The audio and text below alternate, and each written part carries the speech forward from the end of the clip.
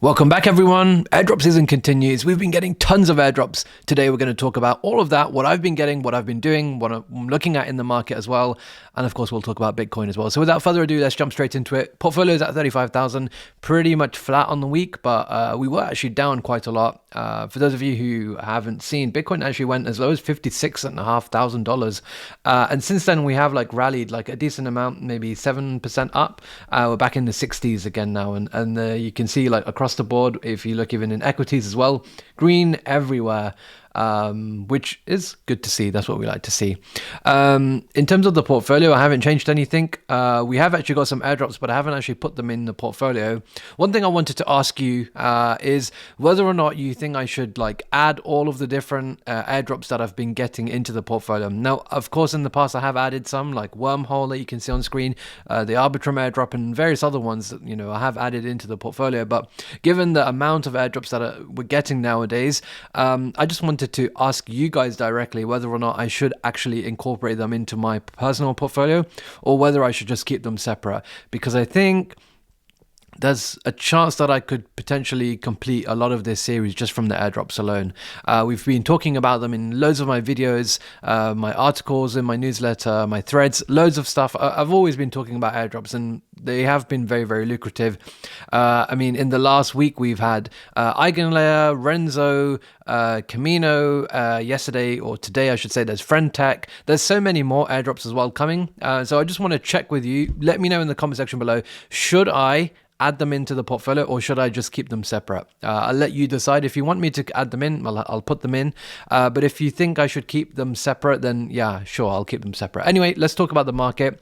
Hong Kong ETF actually has been pretty bullish, 300 million in the first day, which is pretty good according to BTC Archive. There is some discrepancies regarding exactly how much has come in, but either way, it looks like money is flowing in.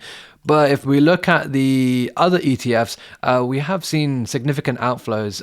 Yesterday was a record outflow with about $500 million for going out. In addition to GBTC, BlackRock and ARK and all of the others as well. So that's not been the best, here, 563 million. But I think this usually happens. Well, in my opinion anyway, I think these are always a late figure.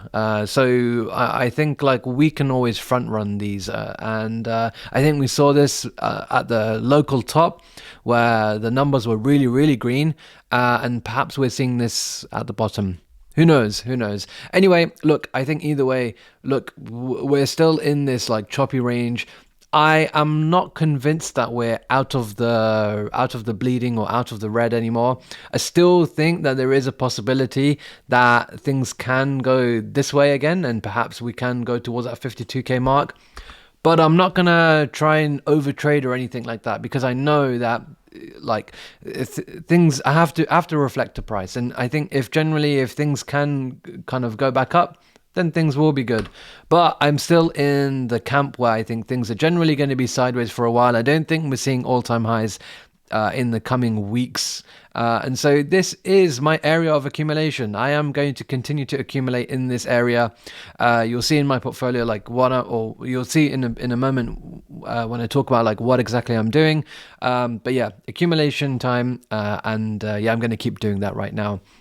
Now, what exactly am I doing? Well, I actually talked about some of the farms that I'm actually participating in. So these include things like TimeSwap. There's a really good METH pool there. Curve, there's some really high double-digit yields for your stable coins. You can deposit in HLP on Hyperliquid if you want to earn those nice APRs as well. I do have some assets in Pendle, farming with the LRTs. FX is something that I've really enjoyed, and I think I actually will start to accumulate XETH as well over time. Gearbox, we've talked about, Ethena as well, Trader Joe. There are a few others as well, but generally these are the main places where I'm actively farming right now.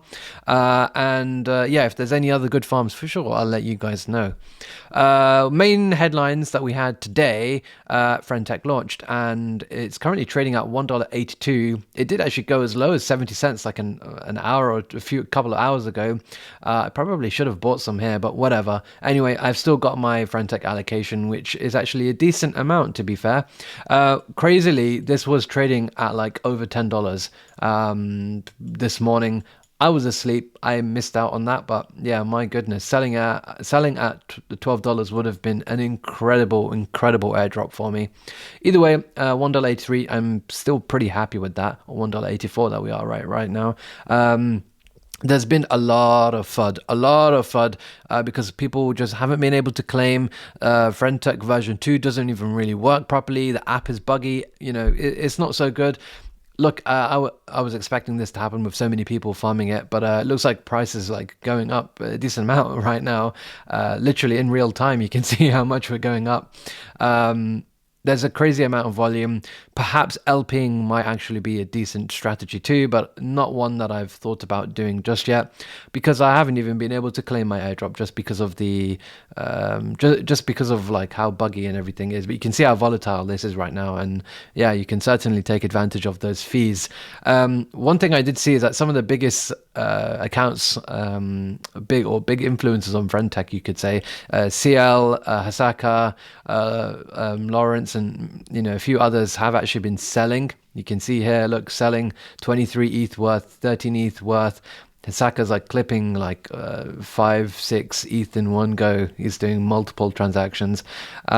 Looks like he's actually sold the bottom. He could have just held on for a little while longer, an hour later, and he would have had double the amount. But whatever. Either way, we'll see if these sales are good or not in due time. Either way, I think for now I'm probably going to hang on to my Frch tokens. I genuinely think like somewhere between $3 and $5 is pretty achievable. But who knows?